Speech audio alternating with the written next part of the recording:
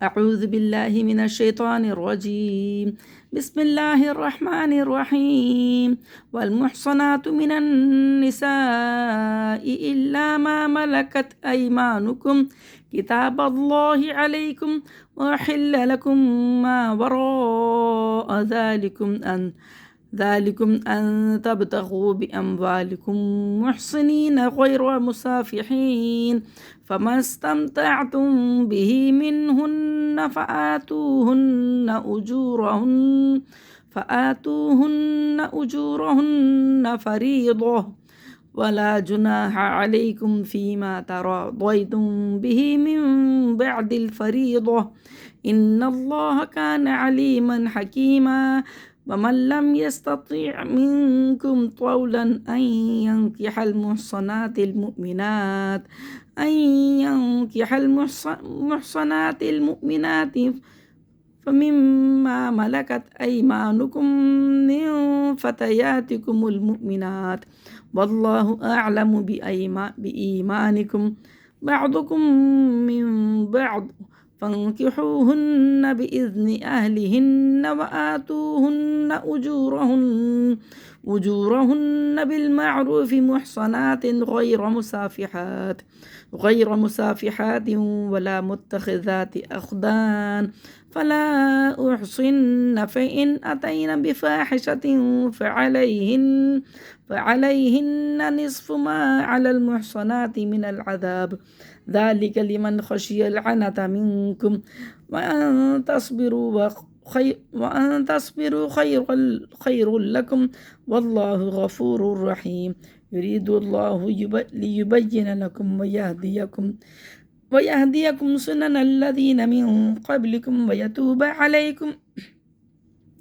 والله عليم حكيم. والله يريد أن يتوب عليكم ويريد الذين يتبعون الشهوات أن تميلوا ميلا عظيما. يريد الله أن يخفف عنكم وخلق الإنسان ضعيفا. يا أيها الذين آمنوا لا تأكلوا أموالكم بينكم بالباطل إلا أن تكون تجارة عن تراض منكم، ولا تقتلوا أنفسكم، إن الله كان بكم رحيما. ومن يفعل ذلك عدوانا وظلما فسوف نصليه نارا، وكان ذلك على الله يسيرا. إن تجتنبوا كبائر ما تنهون عنه نكفر عنكم سيئاتكم وندخلكم مدخلا كريما. ولا تتمنوا ما فضل الله به بعضكم على بعض، للرجال نصيب مما اكتسبوا وللنساء نصيب مما اكتسبن، واسألوا الله من فضله، إن الله كان بكل شيء عليما. ولكل جعلنا موالي مما ترك الوالدان والأقربون والذين عقدت أيمانكم فآتوهم نصيبهم، إن الله كان على كل شيء شهيدا. الرجال قوامون على النساء بما فضل الله بعضهم على بعض وبما أنفقوا من أموالهم، فالصالحات قانتات حافظات للغيب بما حفظ الله، واللاتي تخافون نشوزهن فعظوهن واهجروهن في المضاجع واضربوهن، فإن أطعنكم فلا تبتغوا عليهن سبيلا، إن الله كان عليا كبيرا. وإن خفتم شقاق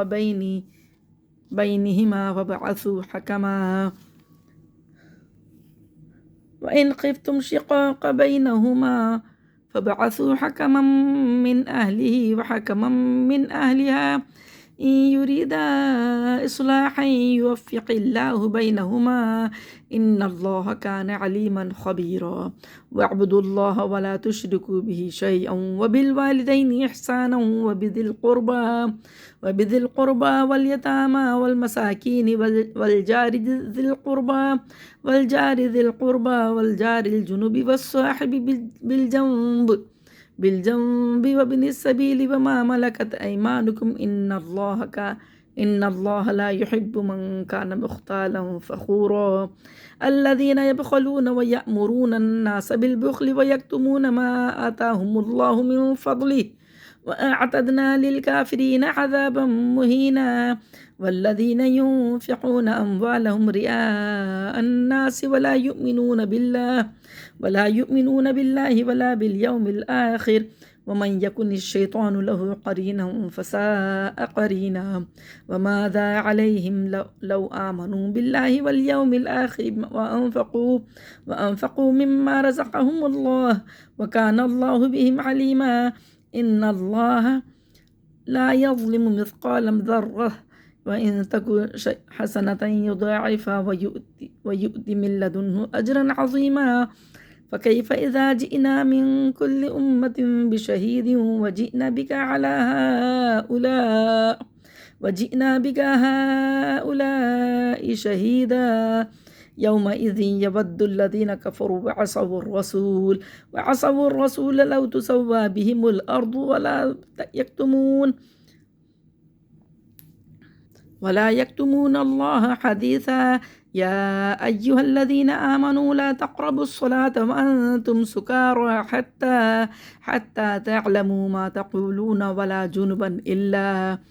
إلا عابري سبيل حتى تغتسلوا وإن كنتم مرضى أو على سفر أو جاء أحد منكم من الغائط أو لامستم النساء فلم تجدوا ماء فتيمموا صعيدا طيبا فامسحوا بوجوهكم وأيديكم إن الله كان عفوا غفورا ألم تر إلى الذين أوتوا نصيبا من الكتاب يشترون الضلالة ويريدون أن تضلوا السبيل والله أعلم بأعدائكم وكفى بالله وليا وكفى بالله نصيرا من الذين هادوا يحرفون الكلم عن مواضعه ويقولون سمعنا وعصينا واسمعوا غير مسمع وراعنا ليا بألسنتهم وطعنا في الدين ولو أنهم قالوا سمعنا وأطعنا واسمعوا وانظرنا لكان خيرا لهم وأقوم ولكن لعنهم الله بكفرهم فلا يؤمنون إلا قليلا يا أيها الذين أوتوا الكتاب آمنوا بما نزلنا مصدقا لما معكم من قبل أن نطمس وجوها فنردها على أدبارها أو نلعنهم كما لعنا أصحاب السبت وكان أمر الله مفعولا إن الله لا يغفر أن يشرك به ويغفر ما دون ذلك لمن يشاء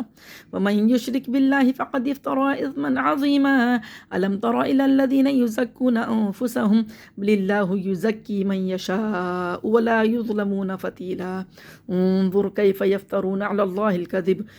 وكفى به إثما مبينا ألم تر إلى الذين أوتوا نصيبا من الكتاب يؤمنون بالجبت والطاغوت ويقولون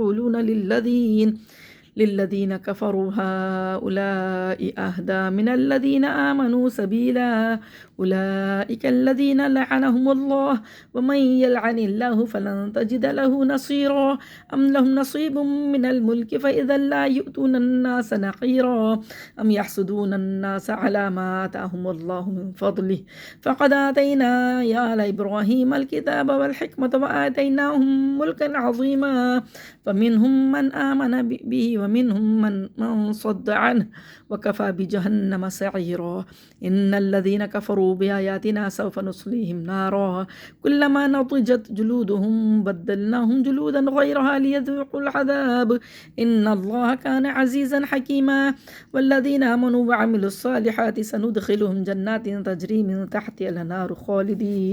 خالدين فيها أبدا لهم فيها أزواج مطهرة ويدخلهم ظلا ظليلا إن الله يأمركم أن تؤدوا الأمانات إلى أهلها وإذا حكمتم بين الناس أن تحكموا بالعدل إن الله نعم ما يعظكم به إن الله كان سميعا بصيرا يا أيها الذين آمنوا أطيعوا الله وأطيعوا الرسول وأولي الأمر منكم فإن تنازعتم في شيء فردوه إلى الله والرسول إن كنتم تؤمنون بالله واليوم الآخر ذلك خير وأحسن تأويلا ألم تر إلى الذين يزعمون أنهم آمنوا بما أنزل إليك وما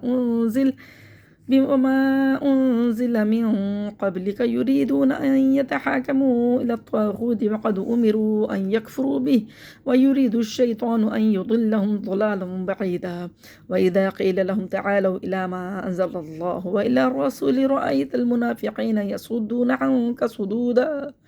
فكيف إذا أصابتهم مصيبة بما قدمت أيديهم ثم جاءوك يحلفون بالله إن أردنا إلا إحسانا وتوفيقا أولئك الذين يعلم الله ما في قلوبهم فأعرض عنهم وعظهم وقل لهم في أنفسهم قولا بليغا وما أرسلنا من رسول إلا ليطاع بإذن الله ولو أنهم إذ ظلموا أنفسهم جاءوك فاستغفروا الله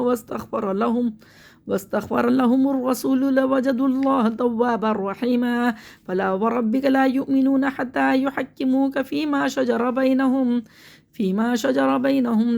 ثم لا يجدوا في أنفسهم حرجا مما قضيت ويسلموا تسليما ولو أنا كتبنا عليهم أن يقتلوا أنفسكم أو يخرجوا من دياركم ما فعلوه إلا قليل منهم ولو أنهم فعلوا ما يعظون به لكان خيرا لهم وأشد تثبيتا وإذا لآتيناهم من لدنا أجرا عظيما ولهديناهم صراطا مستقيما ومن يطيع الله والرسول فأولئك مع الذين أنعم الله عليهم من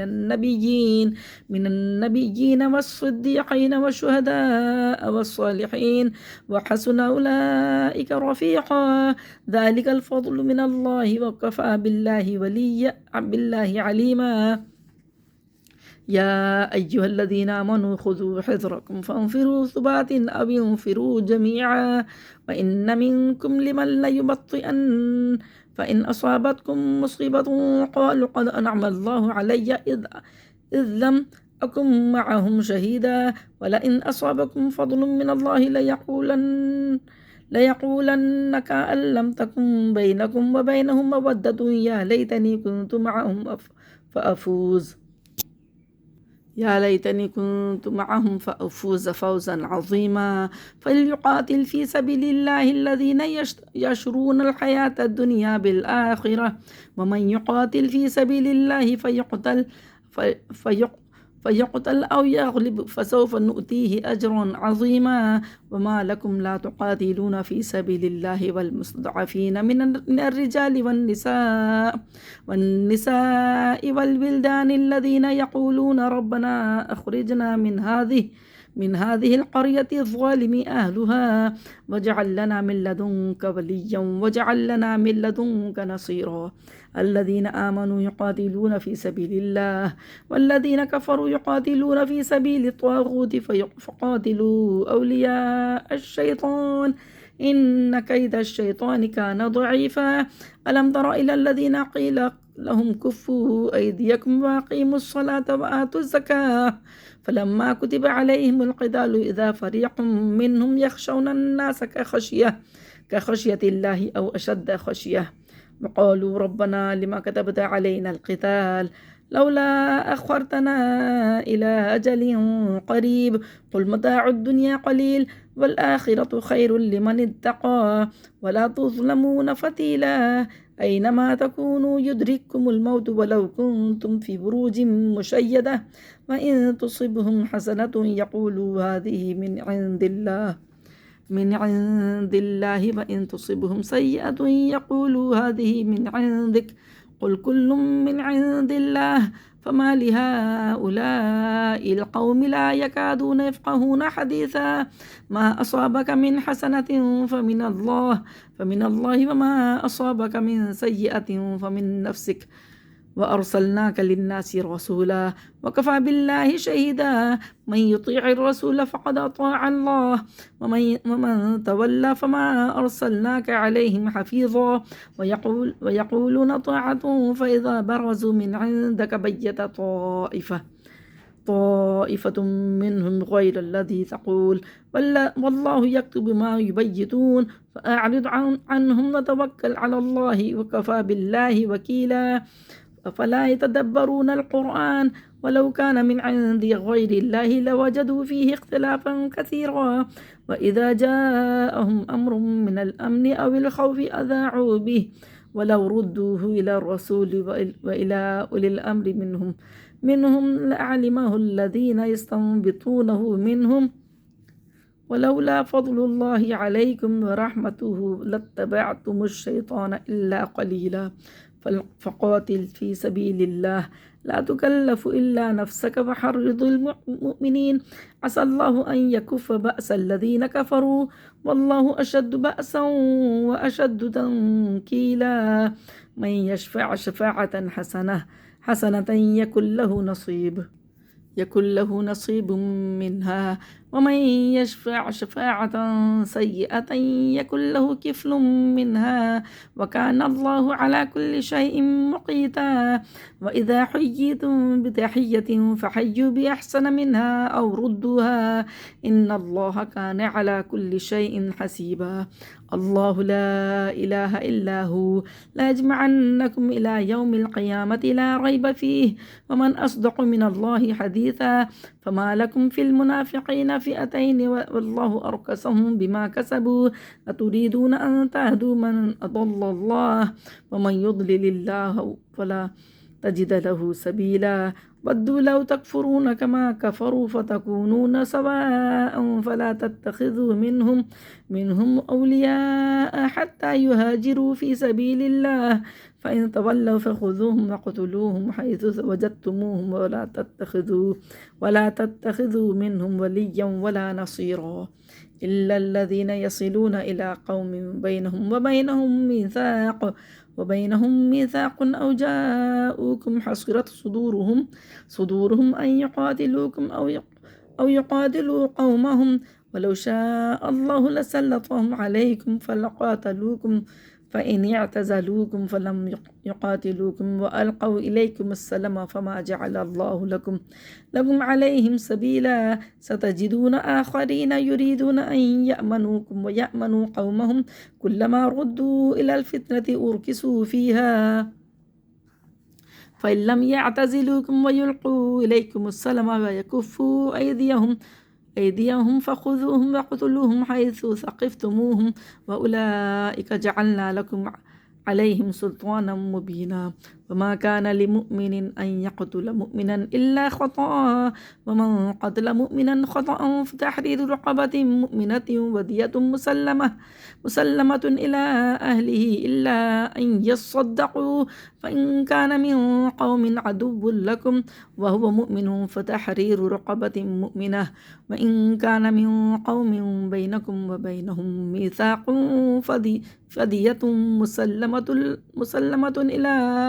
إلى أهله أو وتحرير رقبة مؤمنة فمن لم يجد فصيام شهرين متتابعين توبة من الله وكان الله عليما حكيما ومن يقتل مؤمنا متعمدا فجزاؤه جهنم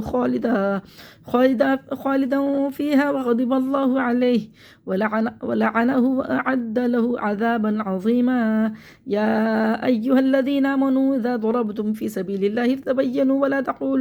ولا تقولوا لمن ألقى إليكم السلام لست مؤمنا تبتغون عرض الحياة الدنيا فعند الله مغانم كثيرة كذلك كنتم من قبل فمن الله عليكم فتبينوا إن الله كان بما تعملون خبيرا لا يستوي القاعدون من المؤمنين غير أولي الضرر والمجاهدون في سبيل الله بأموالهم وأنفسهم فضل الله المجاهدين بأموالهم وأنفسهم على القاعدين درجة وكلا وعد الله الحسنى وفضل الله المجاهدين على القاعدين أجرا عظيما درجات منه ومغفرة ورحمة وكان الله غفورا رحيما.